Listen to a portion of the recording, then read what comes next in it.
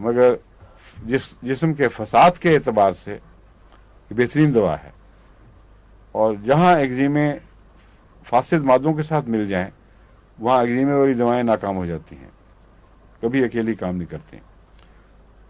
ابہار اور پانی کا نکلنا، اس میں رسٹاکس بڑی نمایاں چیز ہے، لیکن ایسے بچوں میں رسٹاکس میں نے دیکھا ہے اس کی اگریویشن زیادہ دیر تک چلتی ہے اور خطرناک ہوتی ہے بعض دفعہ۔ جب تک رسٹاکس کا واضح کیس نہ ہو، محض پانی کے اخراج سے جو معمولی ہو، رسٹاکس نہیں دینی چاہیے۔ ہاں جب چھالے بڑے بڑے ہوں،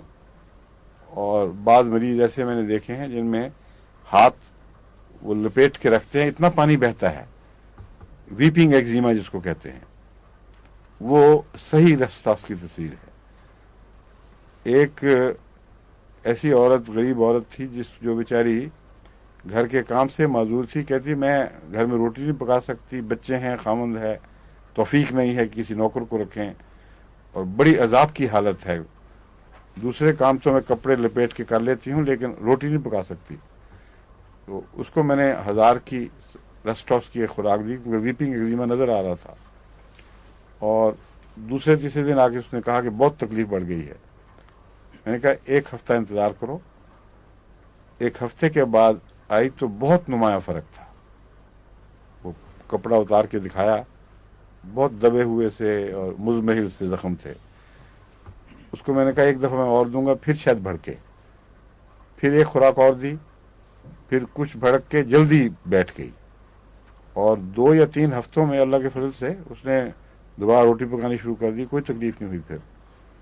تو دواؤں کے مزاج کو پہچان کر جو دوا دی جائے اصل وہی علاج ہے، لیکن یہ خیال کر لینا کہ ہر مرض کا لازماً ایک ہی علاج موجود ہے، یہ خوش فہمی ہے،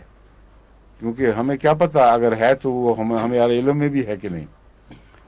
بعض دفعہ یہ تو ہو سکتا ہے کہ خدا نے کوئی بنایا ہو اس کا ایک علاج، مگر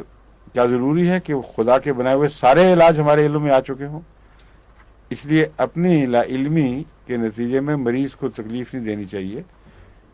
یہ سمجھ لینا چاہیے کہ ہو سکتا ہے ایک ہو، ہمیں علم میں نہیں ہے۔ اس لیے ملتی جلتی 1، 2 یا 3 دواؤں کے استعمال سے اگر مرض ٹھیک ہوتا ہے تو تجربے سے آہستہ آہستہ آپ کو علم ہوگا کہ بہت عقل والا طریق ہے، مناسب طریق ہے، لیکن یہ چھٹا نہیں ہے، کیونکہ ایک علامت دوسرے میں بدلتی ہے، پھر آپ علاج کرتے ہیں، پھر وہ پہلے کی طرف واپس آتی ہے، پھر وہ تیسرے میں بدلتی ہے، تو آپ علامت کے ساتھ ساتھ سفر کر رہے ہیں، لیکن چھٹا اور چیز ہے، اس میں تو پتہ نہیں کہ کیا ہے، کٹھی 4-5 دوائیاں پھینک دیں۔ تو یہ وہ گریفائٹس ہے جو ایگزیموں میں بھی بہت مفید ہے۔ ذاتی طور پر اگر اس کا کیس ہو تو اکیلا کافی ہے، ورنہ ملے جلے ایگزیموں میں